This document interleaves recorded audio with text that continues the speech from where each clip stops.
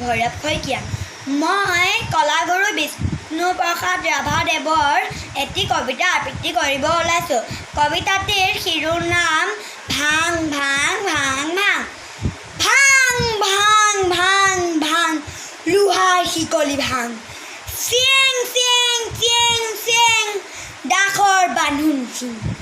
খোল খোল খোল খোল কাৰাৰ ফাটক খোল।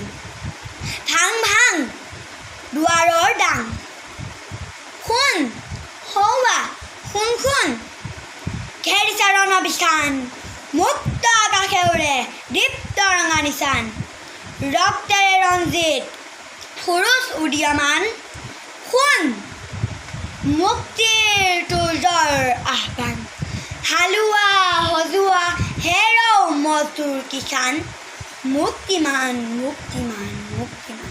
ধন্যবাদ।